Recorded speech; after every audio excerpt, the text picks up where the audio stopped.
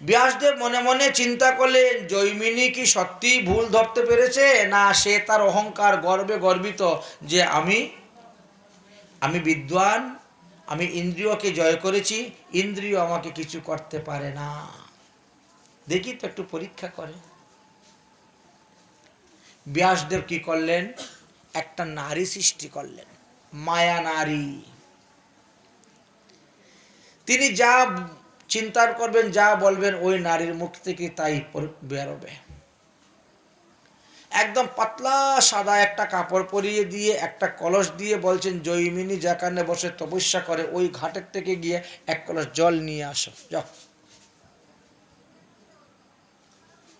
নারী ঝমঝম ঝমঝম শব্দ করে নপুরের ধ্বনি করে করে যাচ্ছে জল আনতে। নপুরের ধ্বনি জৈমিনীকে আকর্ষণ করে ফেল। আরে এতদিন ধরে ভজন করে যাচ্ছি, কোনোদিন কোনো মহিলার পায়ের শব্দ শুনে এ কোথার থেকে আসলো, দেখি তো একটু উঠে তাকিয়ে। যেই উঠে তাকিয়েছে এমন সময় বৃষ্টি এসে গেছে।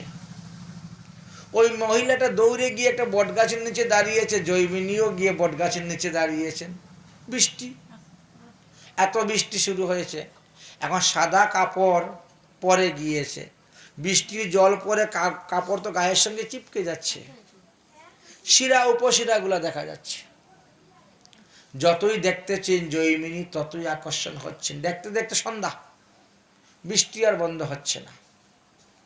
জৈমিনী বলছেন, দেবী তুমি আজকে আমার কুটিয়াতে গিয়ে বাস করো, থাকো, কালকে তুমি তোমার বাপের বাড়ি যাবে। আর ইত্যাদি কথাবার্তা বলতে বলতে ভালো লেগে গেল। তিনি বললেন, তোমাকে আমার খুব ভালো লেগেছে, পছন্দ হয়েছে, আমি তোমাকে বিবাহ করব। সেই মায়ানারী বলতেছে, আপনি যে আমাকে বিবাহ করবেন, জানেন আমার বাবার কি পণ? আমার বাবার পণ আছে, যে পুরুষ মুখের মধ্যে কালি মাখবে, পাতিলের কালি মুখের মধ্যে মেখে ঘোড়ার মতন হয়ে আমাকে তার পিঠের মধ্যে বসিয়ে আমার বাবার কাছে নিয়ে যাবে, আমার বাবা তার কাছে আমাকে বিয়ে দিবে। জৈমিনী এতে রাজি হয়ে গেলেন। রাত্রিবেলা রান্না বান্না খাওয়া দাওয়া যে হলো, হাড়ি কাঠের চুলা, সেই হাড়ির থেকে ছাই এনে সব মুখের মধ্যে মাখলেন কালি, ঘোড়ার মতন হলেন, আর সেই মায়া নারীকে পিঠের মধ্যে বসিয়ে রওনা হয়েছে। এই তো আরেকটু দূর আমার বাপের বাড়ি, এই তো আরেকটু দূর। করতে করতে ব্যাসদেব যেখানে বসে আছেন সেই স্থানে গিয়ে উপস্থিত। এই তো আমার বাপের বাড়ি চলে আসলাম বলেই লাফ দিয়ে মেয়ে ঘরের ভিতরে চলে গেল, অদৃশ্য হয়ে গেল মেয়ে। তো মায়া নারী। যখন জৈমিনী উঠে দাঁড়িয়ে, এ কি গুরুদেব আপনি? সামনে থেকে ব্যাসদেব বলে, হ্যাঁ বাবা আমি। তুমি যে গতকালকে বলছিলে ভগবতের নবম স্কন্ধের 19 অধ্যায়ের 27 নম্বর শ্লোকটি ভুল, 17 নম্বর শ্লোকটি ভুল, এটা পরীক্ষা করার জন্য। যদি এই শ্লোকের ভুল হইতো তাহলে তুমি কেন মুখের মধ্যে কালি মেখে এই মেয়েটাকে পিঠের মধ্যে বসিয়ে ঘোড়ার মতো হয়ে এতক্ষণ নিয়ে আসলে? প্রমাণিত হয়ে গেল শ্রীমদ্ ভাগবত মহাপুরাণে কোনো অপসিদ্ধান্ত নাই, কুসিদ্ধান্ত নাই, শুধু সুসিদ্ধান্ত, সুসিদ্ধান্তই। এই জন্য বলছে নিগম কল্পতরুর গলিত ফলম। আপনি অন্যান্য যে কোনো ফল বাজার থেকে আনেন, হয়তো উপরে খোসা ফেলবেন ছিলকা, আর নাহলে ভিতরের বিষ আর আটিটা ফেলবেন, একটা তো ফেলতে হয় তো, কিন্তু এর না আছে খোসা, না আছে বিচি, কিছুই ফেলতে নাই, সুসিদ্ধান্ত হয়ে গেল। চিন্তা করলেন, আমার এই ভাগবত গ্রন্থটা আমি কাকে দিয়ে পৃথিবীতে প্রচার করাবো? এই যে ভাগবত গ্রন্থটা প্রচার করবে এই রকম কোনো ব্যক্তি তো আমি দেখতেই পাচ্ছি না। হঠাৎ মনে হলো, এ আমার পুত্র সুখদেব তো মৎসর্যহীন, এই সুখদেবকে দিয়ে যদি আমি এই পৃথিবীতে ভাগবত কথা প্রচার করাইতে পারতাম তাহলে তো কল্যাণ হতো, কিন্তু আমার পুত্রকে পাবো কোথায়? পুত্র তো জন্মগ্রহণ করেই চলে গিয়েছে তপস্যা করতে, দেখি পুত্রের একটু সন্ধান পাওয়া যায় কিনা। সুখদেবকে দিয়ে ভাগবত কথা প্রচার করানোর জন্য তিনি এবার রওনা হয়েছেন জঙ্গলে। সুখদেব সুখদেব বলে অনেক ডাকাডাকি করছেন, খোঁজাখুঁজি করছেন, কিন্তু কোথায়ও কোনো সারা শব্দ পাচ্ছেন না। অনেক লোককে জিজ্ঞাসা করছেন, অনেক কাঠুরিয়াগণকে, হে কাঠুরিয়াগণ, তোমরা কি এইভাবে দেখেছো কাউকে জঙ্গলের মধ্যে বসে ভজন করতে? না, কারণ তিনি তো গভীর জঙ্গলে প্রবেশ করেছেন, তো দেখবে কেমন করে লোকে। এইবার ব্যাসদেব নিজেই শুকদেবকে খুঁজতে বেরিয়েছেন। হঠাৎ দেখেন কিছু লোক, কিছু বিয়ার যাচ্ছে পাখি শিকার করতে। এই তোমরা কি করো? আমরা ভালো ভালো পাখিগুলা ধরে এনে কথা শিখাই, তারপরে বাজারে বিক্রি করে বহুমূল্য পাই। কি কি পাখি ধরো? ময়না, তুতা, এই সমস্ত পাখি আমরা ধরি, যেগুলো কথা বলতে পারে। কুকিল টুকিল নিয়ে আসি আমরা বাজার। এই ভাই, আমার তো একটা পাখি হারিয়ে গেছে, আমার পাখিটাকে যদি তোমরা ধরে এনে দিতে পারো, তোমাদেরকে এত এত বহুমূল্য উপহার দিব যে জীবনে কোনোদিন আর তোমাদের কর্ম করতে হবে না। তো আপনার পাখির নাম কি? বলে আমার পাখির নাম সুখ পাখি, আমার একটা সুখ পাখি হারিয়ে গেছে। তো আপনার সুখ পাখিটা চিনবো কেমন করে আমরা, এই যে এটা আপনার সুখ পাখি? দেখো, আমার সুখ পাখি ধরার জন্য একটা মন্ত্র আছে। তোমরা যদি এই মন্ত্রটা উচ্চারণ করো, তাহলে সুখ পাখি এসে তোমাদের কাছে এসে প্রণাম করবে, আর তোমরা তখন এই সুখ পাখিকে ধরে নিয়ে আমার কাছে এনে দিয়ে দিবে। আচ্ছা ঠিক আছে, ঠিক আছে, তাহলে সেই মন্ত্রটা আমাদেরকে শিখাও। ব্যাসদেব তাদেরকে মন্ত্র শিখিয়ে দিলে সুখ পাখি ধরার। বরহা পীরম নটবর বপু কর্ণয় কর্ণিকার বিবৃদ্দাস কনকং কপিশং বৈজয়ন্তিশ্চ মালম রন্ধ্রার বেনুযধর সুদয়া পুরয়ন বিপ্পবিন্দে বৃন্দাবনং সপাদ রমণং প্রবিশন্তি গতি কৃতি। যাও, এই তো 4 লাইন। তোমরা হাততালি দিয়ে দিয়ে জুড়ে জুড়ে এই মন্ত্র উচ্চারণ করে করে যাও। আমার সুখ পাখির কানের মধ্যে এই মন্ত্র ঢোকার সঙ্গে সঙ্গে তোমাদেরকে এসে প্রণাম করবে, তোমরা ধরে নিয়ে চলে আসবে। এখন কাঠুরিয়াগণ, সেই ব্যাধগণ, এরা কীর্তন করে করে যাচ্ছে।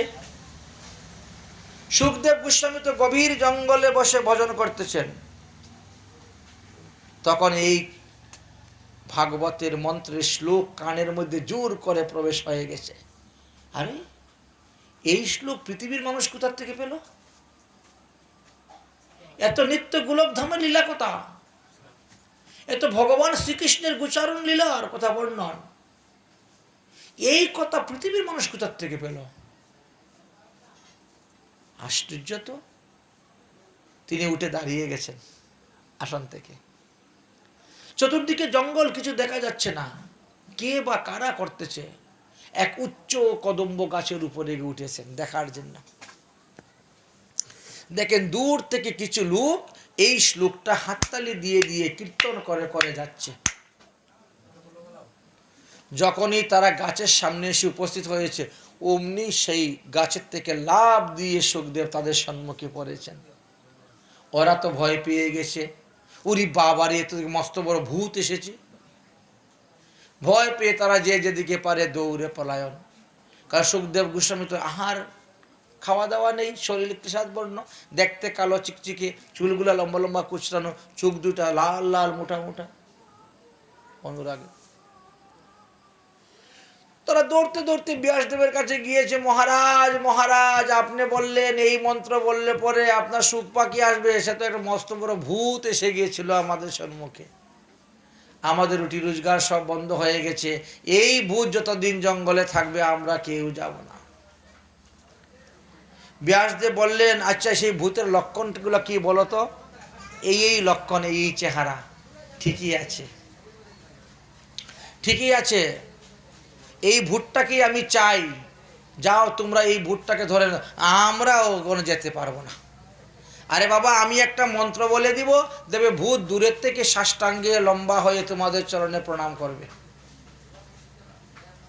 তোমরা তখন তাকে ধরে নিয়ে চলে আসবে। তোমরা ভয় পেও না, যাও, কিচ্ছু করবে না এই ভূত।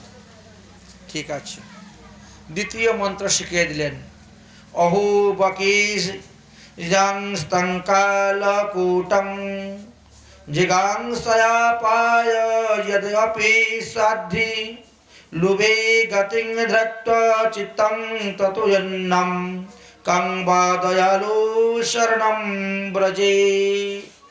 দ্বিতীয় শ্লোক শিখিয়ে দিলেন। এই শ্লোক উচ্চারণ করে করে যখন তারা গেলেন, তখন সুখদেব দূর থেকে সাষ্টাঙ্গে লম্বা হয়ে পড়ে গেছেন। বাবা বাবা দাঁড়াও দাঁড়াও বাবা, তোমরা এত সুন্দর শ্লোক কোথায় পাচ্ছ? গতকালকে তোমরা একটা শ্লোক বললে, আমি তোমাদের সামনে আসলাম, তোমরা চলে গেলে। আজকে আরেকটা শ্লোক, কোথায় পাচ্ছ তোমরা এত শ্লোক? বলছে আমাদের গুরুদেব ব্যাসদেব, তিনি এইভাবে ভগবান লীলাকথা দিয়ে 18,000 শ্লোক দিয়ে একখানা গ্রন্থ রচনা করেছেন। তাহলে তোমাদের গুরুদেবের কাছে আমাকে নিয়ে যাবে? এই মন্ত্রগুলো যে আমার প্রাণ স্বরূপ। হ্যাঁ চলো। এই তো নিয়ে গেলেন।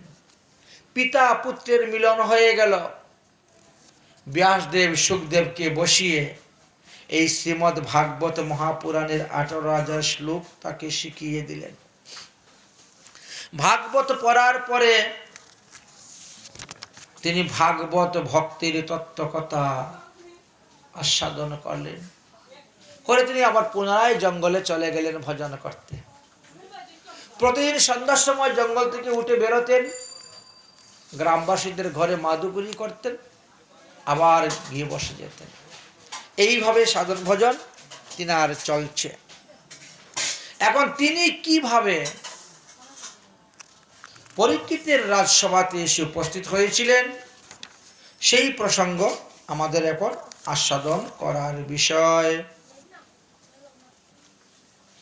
শৌনকাদি ঋষিগণ বললেন, হে সুতমুনি, আপনি কৃপা করে তাহলে আমাদের পরীক্ষিতের জন্ম থেকে আরম্ভ করে সব কথা বলুন, আমরা শুনতে চাই। পরীক্ষিতের সভাতে কিভাবে সুখদেব এসেছিলেন, আগে জন্ম থেকে আরম্ভ করে বলুন। বললেন, দেখেন কুরুক্ষেত্রে যুদ্ধ হলো। কুরুক্ষেত্রে যুদ্ধের 10 দিনের যুদ্ধেতেই পিতামহ ভীষ্ম শরশয্যায় পড়ে গেলেন। তারপরে একের পর এক আরো সেনাপতি হলেন, যুদ্ধ হলেন। 18 দিনের যে যুদ্ধ হলো, সেই দিন দুর্যোধনের উরুভঙ্গ হয়ে পড়ে গেলেন। সন্ধ্যার সময় কৃতব্রহ্মা, অশ্বত্থামা, কৃপাচার্য 3 জন গিয়ে উপস্থিত হয়েছিলেন। দুর্যোধন বলল, আমি এখনো মরি নাই, যুদ্ধ চলবে এখনো। কে যুদ্ধ করবে? কে যুদ্ধ? কার সঙ্গে যুদ্ধ হবে? আমার মৃত্যুর পরে না তারা রাজা হবে, রাজগদ্দি পাবে, পরে আছে। অশ্বত্থামা তখন একটু অহংকার দেখালেন। তুমি আমাকে একদিনও সেনাপতি করলে না, আমাকে সেনাপতি করলে একদিনই পঞ্চপাণ্ডবের মাথা কেটে এনে তোমার পায়ের নিচে ফেলে দিতে পারতাম। দুর্যোধন বলছে, ঠিক আছে তাহলে যাও। উরুভাঙ্গা রক্ত দিয়ে ললাটে তিলক কেটে দিয়ে বললেন, যাও তো দেখি, পঞ্চপাণ্ডবের মাথাটা কেটে নিয়ে আসো তো দেখি। তিনি চলে গেলেন। ভগবান শ্রীকৃষ্ণ অন্তর্যামী, তিনি বলছেন, দেখো 18 দিবসের যুদ্ধের পরিণতি কি হয় বলা যায় না। অতএব আজকে পঞ্চপাণ্ডব যেখানে ঘুমাচ্ছ, তোমরা সেখানে না ঘুমিয়ে দ্রৌপদীর 5 পুত্র এখানে ঘুমাবে, তোমরা অন্য শিবিরে ঘুমাও। চলে গেলেন। পঞ্চপাণ্ডব মনে করে দ্রৌপদীর 5 শিশুর মাথা কেটে নিয়ে চলে আসলেন অশ্বত্থামা। দুর্যোধনের কাছে দিয়েছেন রাতের অন্ধকারে। দুর্যোধন বলছে, ভীমের মাথাটা কোথায় দে তো। ভীমের মাথাকে যখন টিপ দিচ্ছে তখন পেট করে ফেটে যাচ্ছে। এটা ভীমের মাথা নয়, লোহার মুকুট দিয়ে গদা দিয়ে এত আঘাত করে কিছু করতে পারিনি। প্রভাত হলো, তখন দেখা গেল এই অবস্থা। তখন তিনি কান্না শুরু, হা হা, তুমি আমার বংশ রাখলে না, নির্বংশ করে দিলে। হর্ষ বিষাদী রুদন করতে করতে তিনি মারা গেলেন। এদিকে সকালবেলা দ্রৌপদী যখন পুত্রদেরকে জাগানোর জন্য গিয়েছেন, তখন শিবিরে গিয়ে দেখেন 5 পুত্রের মাথা কাটা মারা গিয়েছেন।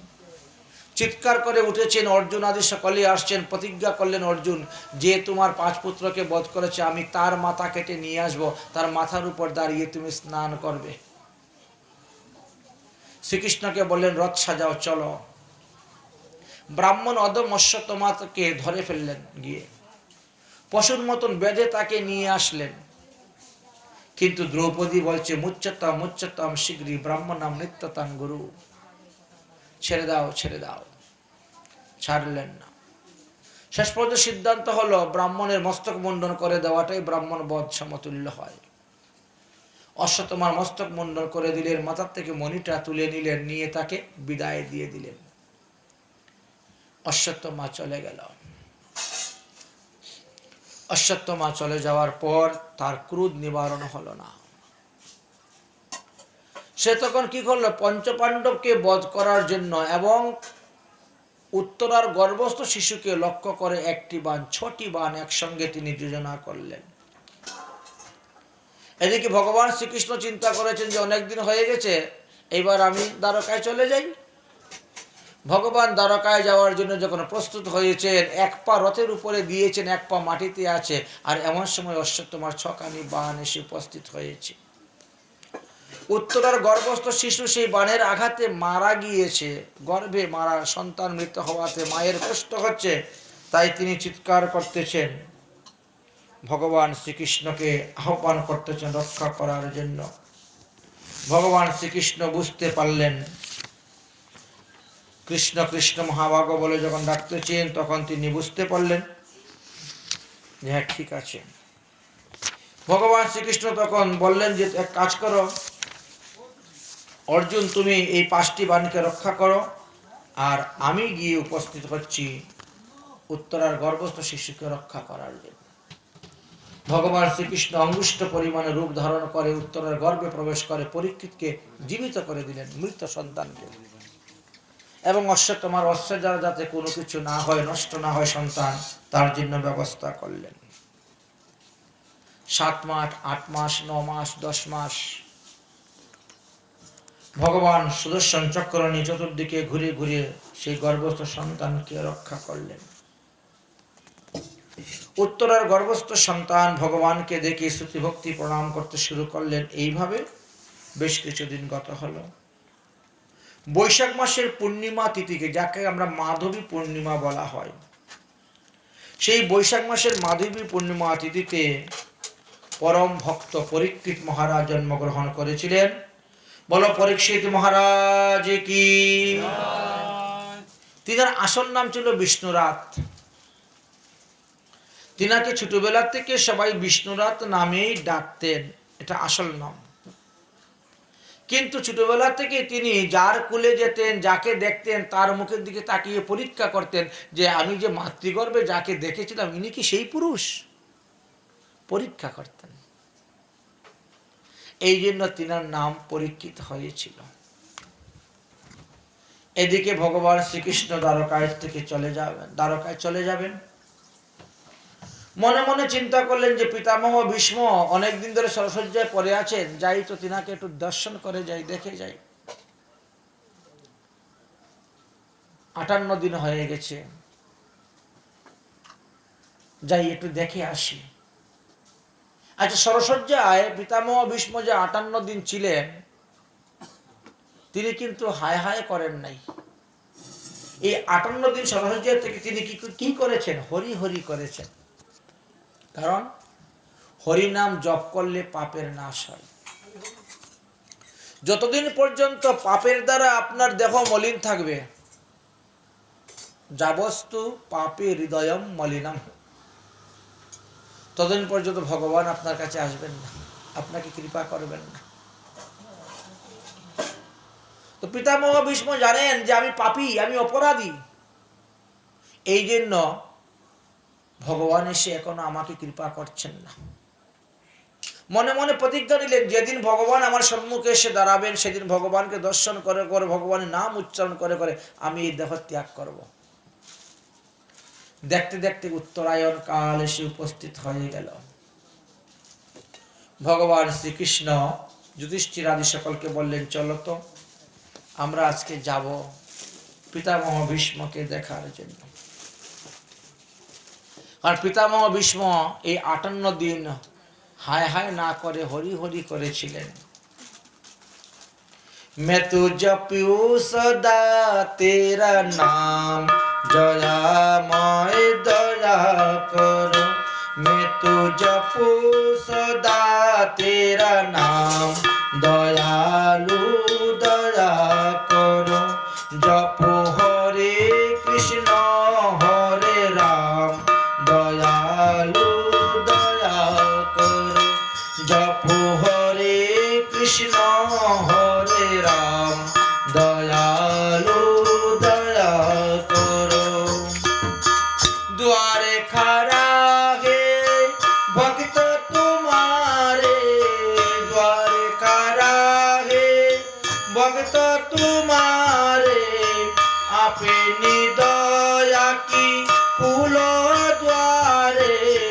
अपनी दया की खुलो द्वारे मेरा पूर्ण करो सब काम दयालु दया करो मैं तो जपू सदा तेरा नाम दयालु दया करो जपू हरे कृष्ण हरे राम दयालु दया करो साधु संतन की संगत देना अपने नाम की रंगत देना साधु संतन की संगत देना अपने नाम की रंगत देना मुझे दास बनाओ घनश्याम दयालु दया करो मुझे दास बनाओ घनश्याम दयालु दया करो मैं तो जपू सदा तेरा नाम दयालु दया करो तुम दयालु दया के सागर मैं कुमति पापिय दामनर मुझे ब्रजो भूमे देवा दयालु दया करो मैं तो जपू सदा तेरा नाम दयालु दया करो তাই যারা ভগবানের নাম জপ করেন ভগবান তাদেরকে দয়া করেন দেখো রে কলির জীব শুনরে শ্রবণে না ভজিনু রাধা কৃষ্ণ তো তরিবে কেমনে ভবসাগর উদ্ধার হওয়ার একমাত্র উপায় না ভজিনু গুরু চরণ না ভজিনু হরি না ভজিনু সাধু সঙ্গ বিধি হইল বৈরী সাধু সঙ্গ করলাম হাড়ের উপরে রক্ত চামড়ার ছাউনি মরমর করে মরলাম অবধূ পরাণে যা খাবে যা বিলাবে সেই হবে সার দুই চক্ষু মুদিলে ভাইরে দেখবে ঘোর অন্ধকার ভাই বলো বন্ধু বলো কেহ কারো নয় মরিলে মানব জন্ম হয় কি না হয় উপায় করে এনে দেবে লক্ষ টাকা করি মরিলে বান্ধিবে তরে বিচালির দড়ি বেঁধে নিয়ে যাবে আর কি করবে খান কয়েক কাষ্ঠ লয়ে যত্ন করি বাদে মায়েতে মোহিত হইয়া দণ্ড চারি কাঁদে শেষ পর্যন্ত কি হবে তাই হরিনাম তাই বলি গুরু ভজ কৃষ্ণ নাম কর নামের গুণে কলির জীব পাইবে উদ্ধার তাই তিনি হরিনাম করেছিলেন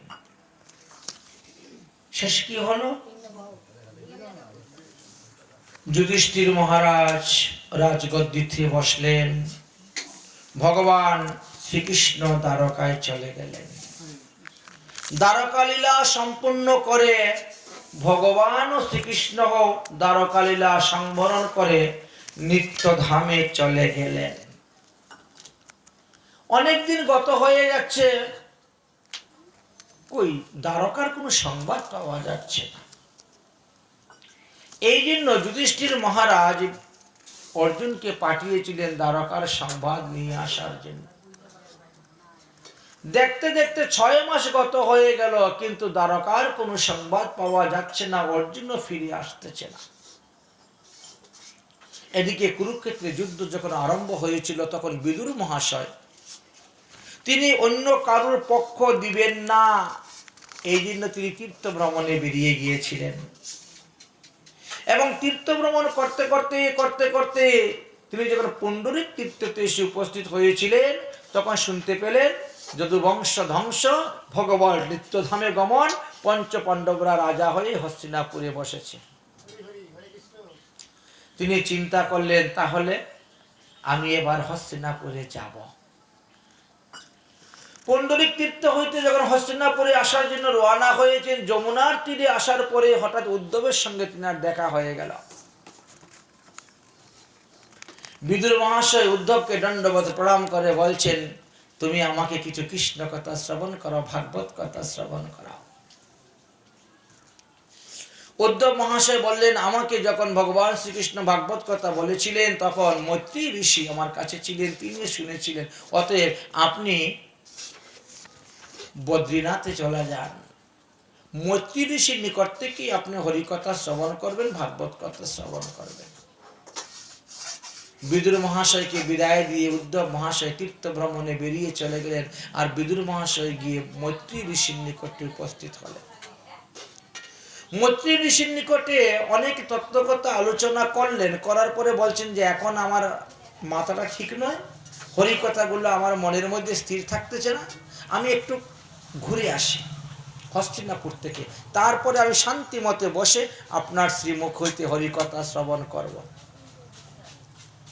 বিদুর মহাশয় হস্তিনাপুরে এসে উপস্থিত হয়েছেন। অনেকদিন পরে কাকাজি এসেছেন, সেই দর্শনে পঞ্চপাণ্ডবরা আনন্দিত হয়েছেন। সমস্ত কুশল বার্তা জিজ্ঞেস করলেন। বিদুর মহাশয় একে একে সবার সমস্ত কথা বললেন, কিন্তু শ্রীকৃষ্ণ যে নিত্য ধাম চলে গেছেন সে কথা বললেন না। দ্বারকা যদুবংশ ধ্বংস হয়ে গেছে সে কথা তিনি বললেন না। বেশ কয়েকদিন অবস্থান করছেন।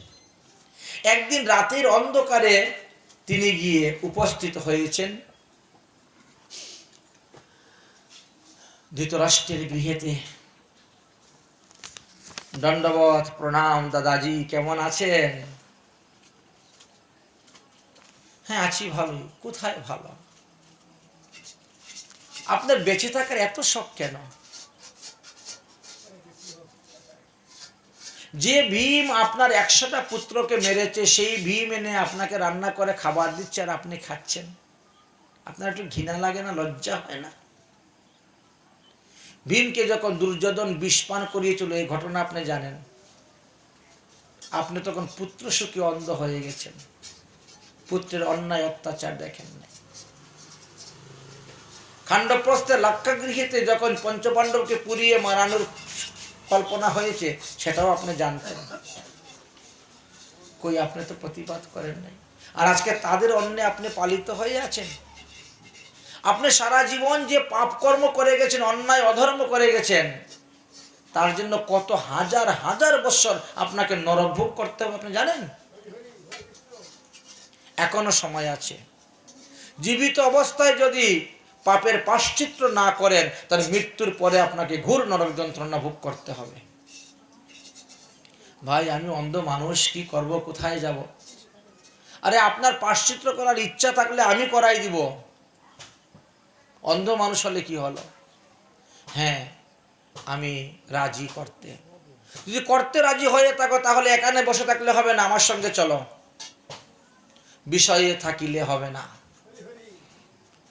রাতের অন্ধকারে বিদুর মহাশয় তিনি কি করলেন? ধৃতরাষ্ট্র আর গান্ধারীকে নিয়ে চলে গেলেন, বদ্রীনাথ উপস্থিত হয়ে গেলেন। এইখানে স্নান করুন, এইখানে স্নান করে বসে ভজন করুন। মাত্র 3 দিন বসে ভজন করবেন, ভগবান পদপদ্ম লাভ হয়ে যাবে। এই স্থানের এতই গুণ। সকালবেলা যুধিষ্ঠির মহারাজ উঠেছেন, উনি গিয়ে প্রণাম করবেন জেঠামশাইকে, জেঠিমাকে। গিয়ে দেখেন ঘরে নেই, ইনি কান্না শুরু করে দিয়েছেন। কি করা যায়? দেবশ্রী নারদ এসে উপস্থিত হলেন তুম্বরা ঋষি সহিত। বললেন যে ওরা ওদের আত্মকল্যাণের জন্য চলে গেছে, চিন্তা করবেন না, এরা ভগবত প্রাপ্তি হয়ে যাবে। কিন্তু তারাও যদুবংশ ধ্বংসের কথা বললেন না। দেবশ্রী নারদ চলে গেলেন। যুধিষ্ঠির মহারাজ সমস্ত অমঙ্গল চিহ্নগুলো দর্শন করছেন, ভীমের সঙ্গে বসে বসে আলোচনা করতেছেন। ভীম না হলে তুমি যাও দ্বারকাতে, গিয়ে সংবাদ নিয়ে আসো। অর্জুন কেন ফিরে আসতেছেন? দ্বারকার কি সংবাদ? আমি অমঙ্গল দেখতেছি। এমন সময় অর্জুন মাত্র 4 জন লোক, দ্বারকা থেকে 4 জন লোক নিয়ে এসে উপস্থিত হয়েছেন হস্তিনাপুরে। চরণে এসে সাষ্টাঙ্গে দণ্ডবোধ প্রণাম হয়ে পড়েছেন। একই কি খবর? আর বলবেন না, ভগবান শ্রীকৃষ্ণ আমাদেরকে ত্যাগ করে তিনি নিত্যধামে চলে গিয়েছেন। তো ভগবান চলে গেছে, তাহলে আমরা আর থাকবো কেন? আমরাও চলে যাব। যে চারজন জীবিত ছিল তার মধ্যে একজন ছিল শ্রীকৃষ্ণের প্রপুত্র বজ্রনাভ। যুধিষ্ঠির মহারাজ তখন নিজের নাতি পরীক্ষিতকে রাজসভায় বসিয়ে দিলেন আর বজ্রনাভকে মথুরায় রাজা করে দিলেন। দিয়ে তারা পঞ্চপাণ্ডবের মহাপ্রস্থান হয়ে গেল। পরীক্ষিত ধীরে ধীরে বড় হলেন। পরীক্ষিত বিবাহ করলেন। পরীক্ষিতের 4টি পুত্র সন্তান জন্ম নিল। একবার পরীক্ষিত মনে মনে চিন্তা করলেন, আমি একটু ভগবানের লীলাস্থান শ্রীধাম বৃন্দাবন দর্শন করতে যাব। এই জন্য অনেক টাকা পয়সা নিয়ে, ধন সম্পত্তি নিয়ে, লোকলস্কর সেনা আদি নিয়ে তিনি হস্তিনাপুর থেকে বৃন্দাবনে গিয়ে উপস্থিত হয়েছেন। বজ্রনাভ সকল মথুরায় রাজা, শ্রীকৃষ্ণের প্রপুত্র। উভয়ের মধ্যে গলাগলি কুলাকুলি হল। পরীক্ষিত মহারাজ বলছেন, হে বজ্রনাভ, ভগবান শ্রীকৃষ্ণের কৃপাতে আমরা রাজ্যটা ফিরে পেয়েছি, রাজ্য শাসন করতেছি। অতএব আমার কর্তব্য এখন আপনাকে আমার দেখাশোনা পালন করা। আপনি শ্রীকৃষ্ণের বংশধর। অতএব এই মথুরা মণ্ডলে আমি দিল্লি থেকে বিভিন্ন স্থান থেকে এনে ব্রাহ্মণগণকে স্থাপন করাবো। ভগবান যে যে স্থানে লীলা করেছে সেই লীলাস্থান অনুসারে সেই লীলার নাম রাখা হবে, সেই স্থান, সেই লীলাগুলো সংস্কার করা হবে। চলো। বৃন্দাবনের সেবা করতে শুরু করলেন পরীক্ষিত মহারাজ। 84 ব্রজমণ্ডল ঘুরে ঘুরে যেখানে যেখানে ভগবান যে লীলা করেছেন বজ্রনাভের দ্বারা সেইগুলাকে সংস্কার করাইয়া স্থাপন করাচ্ছেন। এইভাবে করতে করতে যখন গিরিরাজ গোবর্ধন পরিক্রমা করে উদ্ধব কুণ্ডে এসে উপস্থিত হয়েছেন, তখন উদ্ধব মহাশয়ের সঙ্গে দেখা। উদ্ধব মহাশয় বললেন যে তোমরা ব্রজের সেবা করছো বলে তোমরা আমাকে দর্শন পেয়েছ, না হলে তোমরা আমাকে দর্শন পেতে না। পরীক্ষিত মহারাজ বজ্রনাভ উভয়ে দুজনেই ধরলেন, এখন আপনি কৃপা করে আমাদেরকে সেই ভাগবত কথা শুনান। ভগবান শ্রীকৃষ্ণ আপনাকে যে ভাগবত কথা বলে দিয়েছেন, ঠিক আছে। কুসুম সরোবরের পাশে জায়গা পরিষ্কার করা হলো ভাগবত কথা শ্রবণ করানোর জন্য। ভাগবত কথা যখন আরম্ভ হবে এই সময়ে দিল্লি থেকে সংবাদ এসে গেল, অর্থাৎ হস্তিনাপুর থেকে সংবাদ এসে গেল, হে মহারাজ, আপনার রাজ্যেতে কলি প্রবেশ করেছে।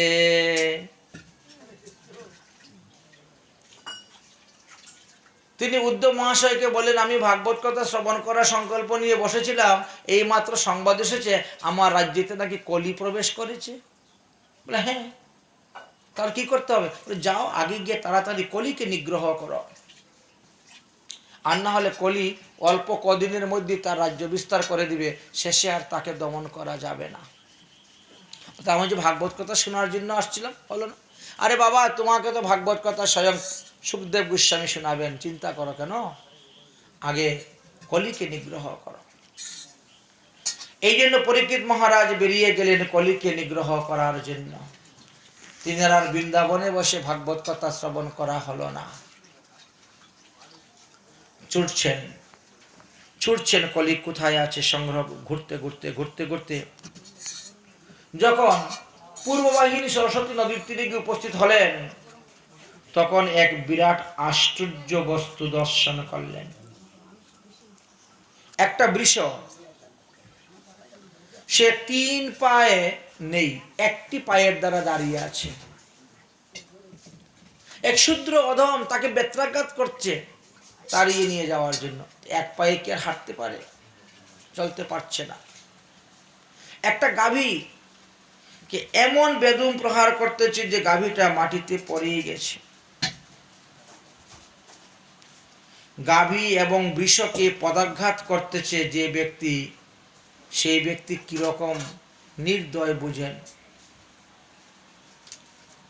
পরীক্ষিত মহারাজ এই দৃশ্য দেখে আর স্থির থাকতে পারলেন না। সঙ্গে সঙ্গে তিনি তীর ধনুক হাতে নিয়ে নিয়েছেন।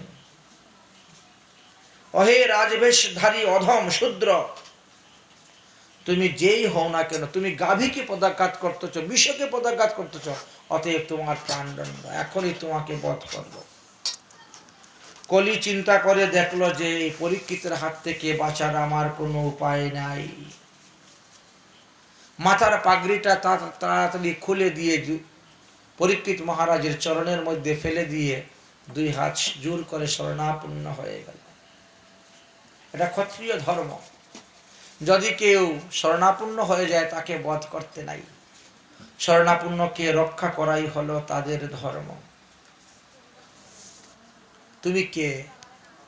তুমি এরকম শূদ্র অধম? মহারাজ, আমি হলাম কলি, এই কলি যুগের রাজা। ভগবান শ্রীকৃষ্ণ যেদিন নিত্যধামে চলে গিয়েছেন সেদিন থেকেই আমার রাজত্ব আরম্ভ হয়েছে, কিন্তু আমি আমার প্রভাব বিস্তার করতে পারছি না। তাই আমি ভাবলাম যে এখন আমার প্রভাব আমি ধীরে ধীরে বিস্তার করি। কিন্তু তার মধ্যে আপনি এসে উপস্থিত হয়ে গেছেন।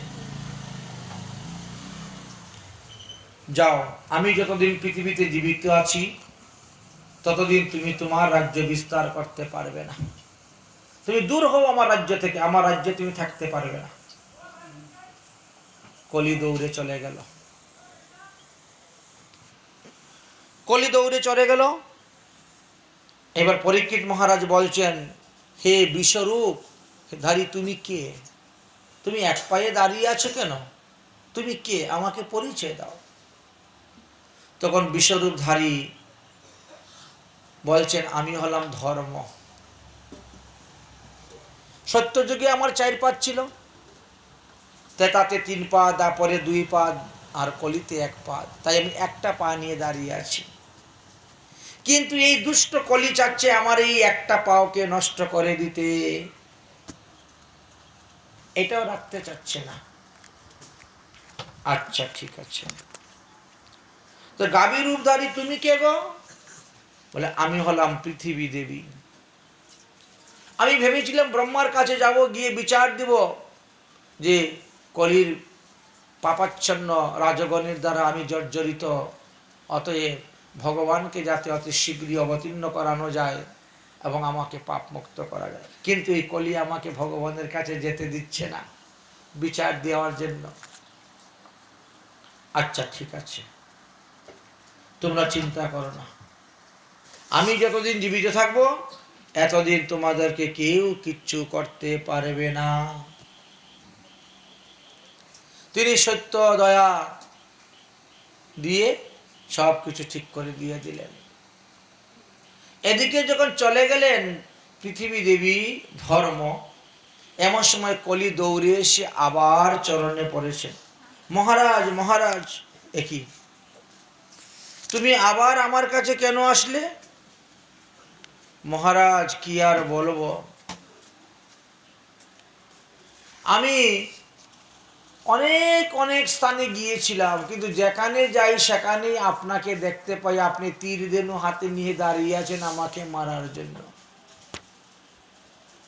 আমি কোথায় যাব? এই শশাগরা পৃথিবীর রাজা আপনি, আপনি বলছেন আমার রাজ্য ছেড়ে চলে যাও। শশাগরা পৃথিবীর রাজা আপনি, তো আমি যাব কোথায়? এই জন্য যাওয়ার মতন কোনো স্থান পাচ্ছি না, যেখানে যাচ্ছি সেখানে আপনাকে দেখে আমি ভয়ে ভীত হচ্ছি, আমি প্রাণ সংকটে আছি। আমাকে এমন একটি স্থান দেন যেই স্থানে গেলে পরে আমি আপনাকে দেখতে পাই না, নির্ভয়ে নিশ্চিন্তভাবে আমি থাকতে পারি, এমন কোন স্থান থাকলে আপনি কৃপা করে আমাকে দিন। তখন যাও, যেখানে জুয়া খেলা হবে ওখানে তুমি আমাকে দেখতে পাবে না, যাও ওখানে গেছে। 1 নম্বর জুয়া খেলার জায়গা। আচ্ছা, দ্বিতীয়ত যেটা বেশ্যালয় পতিতালয়, ওখানে তুমি আরামসে থাকো, ওখানে আমাকে দেখতে পাবে না। তৃতীয়ত যেখানে মদ্যপান হয় ওখানেও তুমি গিয়ে থাকতে পারো আরামে, ওখানেও আমাকে দেখতে পাবে না। চতুর্থ যেখানে প্রাণী হিংসা হয়, ফাটাকষি বলি হয়, জীব হত্যা হয় যেখানে, সেখানে তুমি আমাকে দেখতে পাবে না। যাও, তোমাকে 4টা স্থান দিয়ে দিলাম, এই 4 স্থানে তুমি সুখে রাজত্ব করো, থাকো।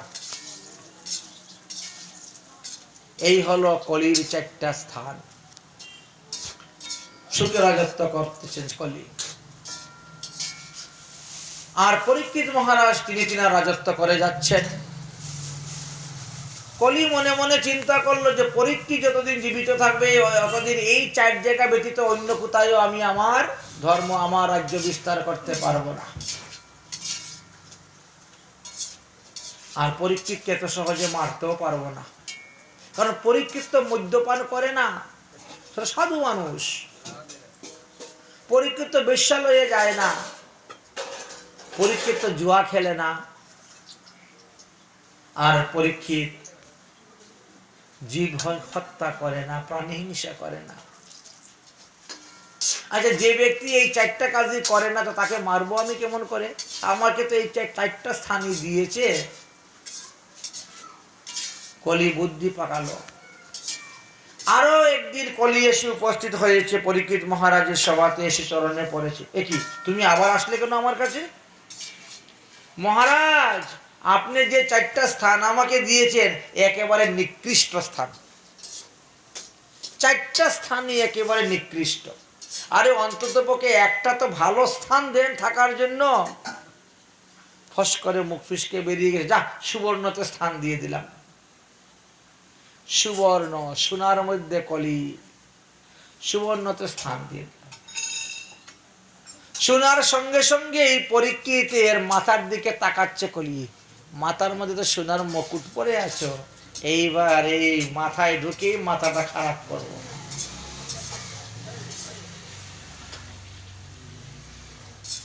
কলি অনেক চেষ্টা করছে পরীক্ষিতের মাথার মুকুটের মধ্যে ঢোকার জন্য, কিন্তু ঢুকতে পারে নাই। আশ্চর্য হয়ে গেছে, কেন? সোনার মধ্যে আমার অধিকার, অথচ আমি সোনার মুকুটে ঢুকতে পারছি না। কারণ ওটা যে যুধিষ্ঠির মহারাজের মাথার মুকুট ছিল, এই জন্য ঢুকতে পারছে না। আচ্ছা, এই মুকুটটা দিয়ে পরিবর্তন করে অন্য মুকুট মাথার দে, তখন তো ঢুকতে পারবো। কিন্তু দৈবক্রমে এরকমই হয়ে গেছিল।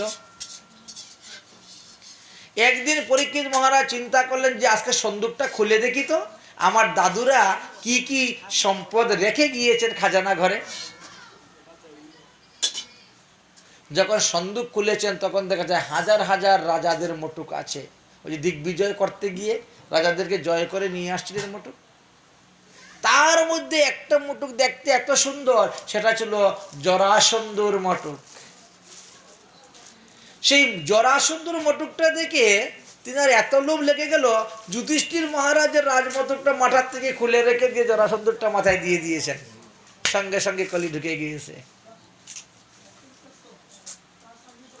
কলি মাথায় ঢুকে গিয়েছে, বুদ্ধি ভ্রষ্ট হয়ে গেছে। আমি রাজা হয়েছি, এতদিন পর্যন্ত আমি কোনোদিন হরিণ শিকার করতে যাই নাই।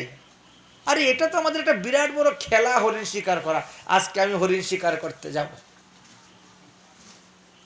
রোয়ানা হয়ে গেছে, এই সাজ, পাত্র মিত্র নিয়ে আজকে হরিণ শিকারে বেরোবো, মৃগয়া করতে যাব। রোয়ানা হয়েছেন মৃগয়া করার জন্য। হরিণ শিকার করার তো অভ্যাস নেই। হরিণের পিছে দৌড়তে দৌড়তে ক্লান্ত, পিপাসা যুক্ত হয়ে গেছে। জল পিপাসা লেগেছে, কোথায় জল খেতে পাবো? জল তো নেই। আরে ওই দেখো একজন মুনির আশ্রম দেখা যাচ্ছে, এই তোমরা সবাই এখানে বসো, আমি মুনির আশ্রম থেকে জল পান করে আসি। পরীক্ষিত মহারাজ জল পান করার জন্য রওনা হয়েছেন। সেই আশ্রমটা ছিল সৌমুখ মুনির আশ্রম। মুনি ধ্যানে ব্যস্ত আছেন, ভগবানের ভজনে লীন হয়ে আছেন। আর এমত অবস্থায় তিনি গিয়ে উপস্থিত হয়েছেন। মহারাজ, মহারাজ, আমাকে একটু জল দেন, জল পান করব। মুনি তো তপস্যায় লীন হয়ে আছেন, কিছুই জানেন না। বাইরের কোনো কথা, কোনো শব্দ ওনার কানে প্রবেশ হয় না। ধীরে ধীরে ক্রোধ এসে যাচ্ছে। আমি এনার বাড়িতে আসলাম, জল চাইলাম, আর তিনি এক গ্লাস জল আমাকে দিচ্ছেন না। আমি এই দেশের রাজা। অহংকার এসে যাচ্ছে, অভিমান এসে যাচ্ছে। আমি তিনার ঘরে অতিথি, আমি জল চাচ্ছি, অথচ তিনি আমাকে জল খেতে দিচ্ছেন না। হ্যাঁ, শুনেছি যারা সাধু মহাত্মা তারা নাকি রাজদর্শন করে না, কারণ রাজারা ঘুর পাপী থাকে। রাজদর্শন করা আর বেশ্যা দর্শন করা সমান। এই জন্য রাজাদের মুখ দেখতে চায় না তারা। এই জন্য মনে হয় এই সাধু বাবাও চোখ বন্ধ করে চুপচাপ বসে আছে, আমার মুখের দিকে তাকাচ্ছেন না, আমার সঙ্গে কথা বলছে না। কিন্তু আমি তো পিপাসায় কাতর, দেখি তো সত্যিই ইনি ভগবানের ধ্যানে আছেন, নিনা চোখ মুজে ভান করে বসে আছেন। পরীক্ষা করব কি দিয়ে? কলি তো মাথার মধ্যে বসে আছে এক রূপে, আরেক রূপে একটা মৃত সর্প হয়ে পড়ে আছে। এই সাপটা গলার মধ্যে দিয়ে দিই। ধনুকের দন্ড ছিলকা দিয়ে তুলে গলার মধ্যে সাপটা দিয়ে দিয়েছেন। কিন্তু তিনি তো সমাধিস্থ, কিছুই জানেন না। দূর থেকে আরো অন্যান্য মুনির বালক বালিকাগণ দেখেছে। দেখে গিয়ে এই সৌমুখ মুনির পুত্র সিঙ্গি মুনিকে গিয়ে বলে দিয়েছে। সিঙ্গি মুনি তখন ওই কৌশিক নদীতে স্নান করতেছেন, খেলা করতেছেন আরো বালকদের সঙ্গে। ওরে সিঙ্গি, ওরে সিঙ্গি, আরে তোদের বাড়িতে জানি কে এসেছে, দেখতে কাপড় চোপড় তো রাজার মতন, কিন্তু ব্যবহারটা লোকের ভালো নয় রে। তো বাবার গলার মধ্যে একটা সাপ দিয়ে দিয়েছে, যদি এই সাপে চুবল মারে তত তোর বাবা মরে যাবে। জন্মের পর থেকে তো মাকে দেখিস নাই, মাকে হারালি, এখন বাবাকেও হারাবে। বালকদের মুখে সিঙ্গিমণি এই কথা শ্রবণ করে তিনার অত্যন্ত ক্রোধ এসে গেল। ওরে নরাধম রাজা, ব্রাহ্মণকে অবমাননা! যে ব্রাহ্মণের তপস্যার প্রভাবে ক্ষত্রিয়রা রাজত্ব করে যাচ্ছে শান্তি মতে, আর আজ ব্রাহ্মণের বাড়িতে এসে ব্রাহ্মণকে অবমাননা! ওরে শুদ্রাধম রাজা, তুমি যেই হও না কেন, তুমি আমার বাবাকে অপমান করেছো, আমার বাবার গলায় সর্প দিয়েছ, আমি তোমাকে অভিসম্পাদ দিলাম, সপ্তম দিবসে তক্ষক নাগ ধ্বংসনে তোমার মৃত্যু হবে। অভিসম্পাদ দিয়ে দিলেন। তারপরে তিনি বাড়িতে আসলেন। রাজা তত করে চলে গেছেন। বাড়িতে এসে পিতার সামনে বসে কান্না করতে শুরু করেছেন। পুত্রের ক্রন্দন ধ্বনি শ্রবণ করতে করতে ধীরে ধীরে সৌমিক মুনির তপস্যা ভাঙল। দেখেন গলার মধ্যে মৃত সর্প, গলার থেকে খুলে ফেলে দিলেন। একই পুত্র, তুমি কান্না করছো কেন? বাবা, এই ঘটনা। তবে যে রাজা এসেছিল আপনাকে অপমান করেছে, তাকে আমি অভিসম্পাদ দিয়েছি, এই ঘটনা। শোনার পরে সৌমিক মুনি অনেক দুঃখ করলেন, প্রশ্ন, অরে অপক্ষ বুদ্ধি বালক, তুমি একই করলে? রাজা আছে বলেই তো আমরা শান্তি মতে সাধন ভজন করতে পারছি। রাজা না থাকলে অরাজকতার কালে সাধন ভজন করা যাবে না। সে অতিথি, তাকে সেবা করা আমাদের কর্তব্য ছিল, তাকে অভিশাপ দেওয়াটা ঠিক হলো না। তাই পুত্রের অপরাধের জন্য ক্ষমা চাচ্ছেন সৌমিক মুনি ভগবানের কাছে। হে ভগবান, আমার অপক্ষ বুদ্ধি বালক সিঙ্গি আপনার পরম ভক্ত পরীক্ষিতকে অভিসম্পাদ দিয়ে দিয়েছে, সপ্তম দিবসে তক্ষক নাগ ধ্বংসনে মৃত্যু হবে। আপনি আমার পুত্রের অভিসম্পাদ, আমার এই অপরাধ ক্ষমা করুন। কোন কোন মহাত্মাগণ বলেন সৌমিক মুনি তখন সিঙ্গিকে লক্ষ্য করে একটা অভিসম্পাদ দিয়েছিলেন, যেহেতু সিঙ্গি ব্রাহ্মণের সন্তান। বলেন যে আজ থেকে ব্রাহ্মণের অভিশাপ কোনো কাজে লাগবে না, কারণ অপক্ষ বুদ্ধি বালক। যাই হোক, গৌর বসু নামে তিনার এক প্রধান শিষ্য ছিল। সৌমুখ মুনি গৌর বসুকে বললেন, যাও যাও গৌর বসু, তুমি তাড়াতাড়ি গিয়ে যুধিষ্ঠির মহারাজের বংশধর পরীক্ষিতকে গিয়ে বলো যে 7 দিনের মধ্যে যাতে ভগবত প্রাপ্তি হয় তার কোনো উপায় করার জন্য, 7ম দিবসে তক্ষকনাগ ধ্বংসনে মৃত্যু হবে। গৌর বসু ঊর্ধ্বশ্বাসে ছুটছেন হস্তিনাপুরের দিকে। এদিকে মহারাজ পরীক্ষিত রথের আরোহণ করে তিনি রাজবাড়িতে এসে উপস্থিত হয়েছেন। জরাসন্ধর সেই মটুকটা যখন মাথার থেকে খুলে রেখেছেন তখন শুনছেন, হায় হায়, একই আমি আজ কুকর্ম করলাম। আমার বংশের কেউ তো কোনোদিন ব্রাহ্মণ অবমাননা করে নাই, কিন্তু আজকে আমি ব্রাহ্মণ অবমাননা করলাম, নিশ্চয়ই এর শাস্তি আমাকে পেতে হবে। 7 পা চিন্তা করতেছেন, নিজের অপরাধের কথা নিজে চিন্তা করতেছেন। এমন সময় গৌর বসু এসে উপস্থিত হয়ে গেছেন। মহারাজ, আমি সৌমুখ মুনির শিষ্য, আমার নাম গৌর বসু। আপনি আজকে আমার গুরুদেবের আশ্রমে গিয়ে আমার গুরুদেবের সঙ্গে যে অন্যায় কাজ করেছেন, আমার গুরুপুত্র সিংহী আপনাকে অভিসম্পাদ দিয়েছে, 7ম দিবসে তক্ষক ধ্বংস নিয়ে আপনার মৃত্যু হবে। অতএব আপনি মৃত্যুর জন্য প্রস্তুত হন।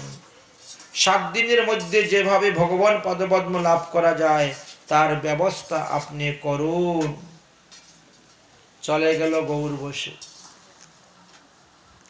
নির্বেদ উপস্থিত হয়ে গেল সঙ্গে সঙ্গে। জন্মেজয় জ্যেষ্ঠ পুত্র জন্মেজয়কে ডেকে নিয়ে আসলেন, এনে বসিয়ে দিলেন রাজগদ্দি। আজকে থেকে তুমি রাজা, রাজ্য পরিচালনা করো। মুহূর্তের মধ্যে সমস্ত আশয় বিষয় সম্পত্তি সবকিছু ত্যাগ করে দিয়ে একখানা কুশাসন বগলের মধ্যে করে নিয়ে গিয়ে গঙ্গা নদীর তীরে বসে গেছে। উপবেশন, এই 7 দিন জল পর্যন্ত গ্রহণ করব না। ভগবানের নাম জপ করে করে সাপে চুবল দিবে, দেহটা নদীর জলে পড়ে যাবে, গঙ্গাতেই পড়ে যাবে। আসন্ন মৃত্যুর জন্য প্রস্তুত হয়ে তিনি উপবেশন হয়ে গেলেন। এক মুহূর্তের মধ্যে সমস্ত দিকে এই কথাটা প্রচার হয়ে গেল যে পরীক্ষিত মহারাজের উপরে ব্রহ্মশাপ, 7ম দিবসে তক্ষক নাগ ধ্বংসনে তিনার মৃত্যু হবে। চতুর্দিকে সংবাদটা পৌঁছে গেছে। ওই সময়ে কি হয়েছিল, দৈবক্রমে কিছু মহাত্মাগণ পৃথিবী ভ্রমণ করার জন্য বেরিয়েছিলেন। তারা পৃথিবী ভ্রমণ করার জন্য বেরিয়েছেন, মানে তীর্থ ভ্রমণের জন্য বেরিয়েছেন। তীর্থ ভ্রমণ করতে করতে তারাও সেই দিন হস্তিনাপুরের দিকে এসে উপস্থিত হয়েছেন। তখন এই ঘটনাটা শুনতে পেলেন। শোনার পরে বলছেন, চলো চলো একটু পরীক্ষিত মহারাজকে দেখে আসি, কারণ 7 দিন পরে এই রকম ভক্ত রাজা আর পৃথিবীতে পাওয়া যাবে না, বড় বিরল। চলো দেখে আসি। এখন নানা মুনির নানা মত। আরেক দল বলছে, ধর যাবো কেন দেখতে, যার উপরে ব্রহ্মশাপ তার মুখ দেখতে নাই, সে ব্রাহ্মণকে অবমাননা করেছে, তার উপরে ব্রহ্মশাপ হয়েছে, তাকে দেখতে যাব কেন, তার মুখ দর্শন করব না। হয়ে গেল 2 দল। এক দল তীর্থ ভ্রমণে চলে গেল, এরা ব্রহ্মশাপ যার উপর আছে তার মুখ দেখবে না। আর আরেক দল বলছে, আরে ব্রহ্মশাপ হোক আর যাই হোক, সে তো ভক্ত রে, এইরকম ভক্ত তো আর 7 দিন পরে কোথায় পাওয়া যাবে না। যাকে মাতৃগর্ভে ভগবান এসে দর্শন দিয়ে তাকে জীবিত করেছিলেন, পঞ্চপাণ্ডবের বংশধর, হোক না তার উপর ব্রহ্মশাপ, তার কর্মফল সে ভোগ করবে, তাকে দর্শন করা আমাদের ভালো কর্তব্য। 2 দল হয়ে গেলে। একদল পরীক্ষিতকে দর্শন করার জন্য চলে আসলেন, আর একদল চলে যাচ্ছেন। পরীক্ষিত মহারাজ যখন দেখলেন যে সাধু সাত্ম মহাত্মারা আসতেছেন আমার কাছে, সঙ্গে সঙ্গে আসন থেকে উঠে তাদেরকে দণ্ডবত প্রণাম করলেন। নিজের পাপের কথা বললেন, হে মহাজনগণ, হে মুনিগণ, হে ঋষিগণ, আমি এই পাপ করেছি, আমার এই পাপের ফলে আমার এই দণ্ড আমাকে ভোগ করতে হবে। এবার আপনারা কৃপা করে বলুন যে 7 দিনের মধ্যে কিভাবে আমি ভগবান পদপদ্ম লাভ করতে পারবো। আমার জীবন সদা পাপে রত, নাহিক পুণ্যের লেশ। আমার জীবন সদা পাপে রত, নাহিক পুণ্যের লেশ। পরের উদ্বেগ দিয়াছি যে কত, পরের উদ্বেগ দিয়াছি যে কত, দিয়াছি জীবের ক্লেশ, আমি দিয়াছি জীবের ক্লেশ। নিজ সুখ লাগি পাপে নাহি ডরি, দয়াহীন স্বার্থপর, আমি দয়াহীন স্বার্থপর। পর সুখে দুঃখী সদা মিথ্যাবাসী, পর দুঃখে সুখী সদা মিথ্যাবাসী, পর দুঃখ সুখ কর, আমার পর দুঃখ সুখ কর। অশেষ কামনা রিধি মাঝে মোর, ক্রোধ দম্ভ পরায়ণ, মদ মত্ত সদা বিষয়ে মোহিত, মদ মত্ত সদা বিষয়ে মোহিত, হিংসা গর্ব বিভূষণ, আমার হিংসা গর্ব বিভূষণ। নিদ্রার আলসত সুকার্যে বিরত, অকার্যে উদ্বিগ আমি, প্রতিষ্ঠার লাগিয়া সট আচরণ, লুভ হত সদা কামী, আমি লুভ হত সদা কামী। এহেন দুর্জন সজন বর্জিত, অপরাধী নিরন্তর, আমি অপরাধী নিরন্তর। শুভ কার্য শূন্য সদা নর্তমন্য, নানা দুঃখে জর জর, আমি নানা দুঃখে জর জর। অতএব আপনারা বলুন কি করলে পরে আমার কল্যাণ হবে। কেউ বলছেন আপনি কাজ করুন, 3 বার গঙ্গায় স্নান করুন। যে কয়দিন আছেন প্রতিদিন 3 বার গঙ্গা স্নান করুন। 3 বার গঙ্গা স্নান করলে কি আমার সমস্ত পাপের প্রায়শ্চিত্ত হবে?